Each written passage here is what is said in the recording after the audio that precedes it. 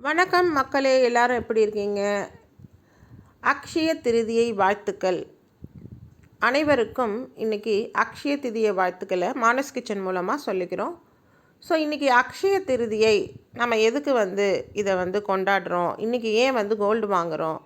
So இது தெரிஞ்சதும் இருக்குது, தெரியாததும் இருக்குது. என்னன்னு பார்த்தீங்கன்னா, இந்த நாளில் என்னென்ன ஸ்பெஷல் டே அப்படின்னு சொல்லி நம்ம பார்க்கலாம். அதாவது பகவான் பரசுராமர் அவதரித்த நாள், கங்கை நதி பூமியை தொட்ட நாளுன்னு சொல்கிறாங்க.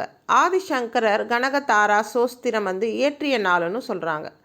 அடுத்து குபேரன் இழந்த செல்வங்களை மீட்ட நாள், வியாசர் மகாபாரதம் எழுதிய ஆரம்பித்த நாளுன்னு இதை சொல்கிறாங்க. அப்புறம் பார்த்திங்கன்னா, உலேசர் கிருஷ்ண பகவானை சந்தித்த நாள், பாண்டவர்கள் சூரியனிடமிருந்து அட்சய பாத்திரம் பெற்ற நாள், அன்னபூரணி தேவி அவதரித்த நாள் அப்படின்றாங்க.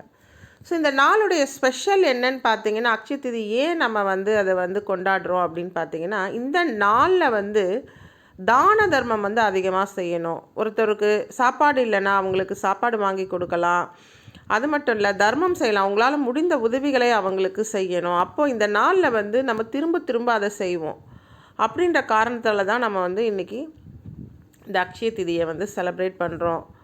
ஸோ இது அக்ஷய திதி அன்றைக்கி கோல்டு அதுக்காக அக்ஷய திதிக்கு வாங்கணுமா வாங்கக்கூடாதா அப்படின்றது கிடையாது. ஸோ கோல்டையுமே நம்ம வாங்கிக்கலாம்.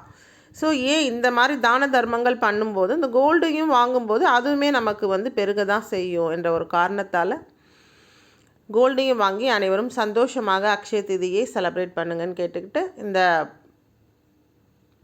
பதிவை அனைவருக்கும் பகிர செய்யவும். பிடித்திருந்தால் ஒரு லைக் கொடுங்க. சேனலுக்கு சப்ஸ்கிரைப் பண்ணலைன்னா சப்ஸ்கிரைப் பண்ணுங்கள், கமெண்ட் பண்ணுங்கள். ஸோ நீங்களுமே அக்ஷய திதியை என்னென்ன வாங்குனீங்க அக்ஷய திதிக்கு அப்படின்றத சொல்லுங்கள்.